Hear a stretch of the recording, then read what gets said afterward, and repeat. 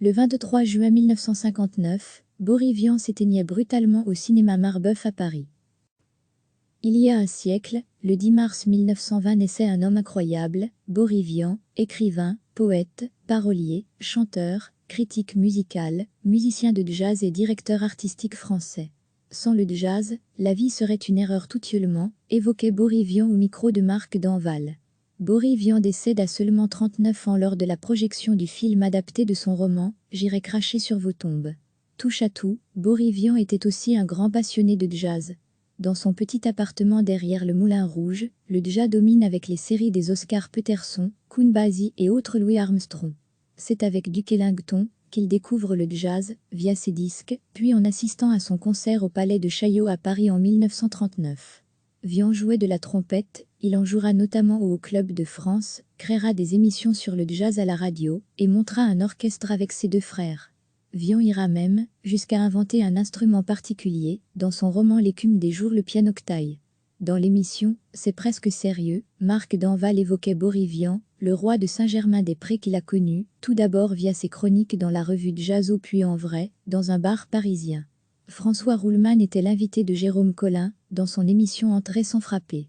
Il a collaboré avec Christelle Gonzalo à la publication de œuvres romanesques complétées, de À la manière de Chandler ou Adlai Chaz, Boris Vian, Alia, Vernon Sullivan, donne libre cours à la violence et l'érotisme pour explorer la folie intérieure d'un homme qui ne se reconnaît plus. Au milieu des années 1940, le poète, écrivain et dramaturge Boris Vian crée le personnage de Vernon Sullivan. À une époque où les romans policiers d'outre-Atlantique connaissent un grand succès en France, cet Alia américain, dont Vian prétend au départ n'être que le traducteur, permet à son auteur de s'essayer au roman noir et d'explorer ainsi tout un nouveau pan de sa littérature, et sans doute d'assouvir quelques fantasmes secrets. Le scénariste Jean-David Morvan, amoureux du travail de Boris Vian depuis toujours, décide de faire revivre ses romans en bande dessinée.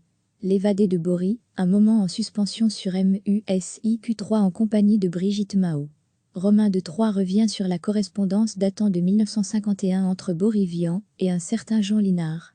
Artiste aux multiples facettes, adepte du jazz et écrivain de talent, Boris Vian a considérablement marqué l'histoire de Saint-Germain-des-Prés.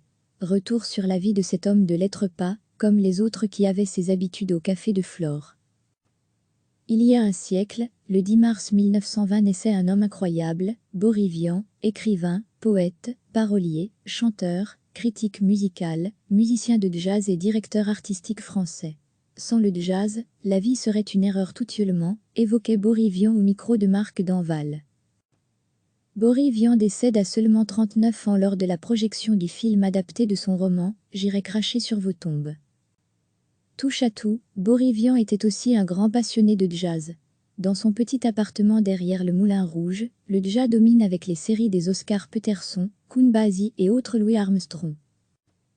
C'est avec Duke Ellington qu'il découvre le jazz, via ses disques, puis en assistant à son concert au Palais de Chaillot à Paris en 1939.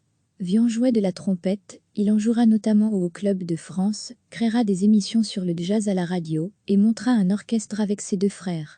Vian ira même jusqu'à inventer un instrument particulier, dans son roman L'écume des jours le pianoctaille. Dans l'émission « C'est presque sérieux », Marc Danval évoquait Boris Vian, le roi de Saint-Germain-des-Prés qu'il a connu, tout d'abord via ses chroniques dans la revue Jazzo puis en vrai, dans un bar parisien. François Ruhlmann était l'invité de Jérôme Collin, dans son émission Entrer sans frapper. Il a collaboré avec Christelle Gonzalo à la publication de œuvres romanesques complétées, de À la manière de Chandler ou Adlai Chaz, Boris Vian, Alia, Vernon Sullivan, donne libre cours à la violence et l'érotisme pour explorer la folie intérieure d'un homme qui ne se reconnaît plus. Au milieu des années 1940, le poète, écrivain et dramaturge Boris Vian crée le personnage de Vernon Sullivan.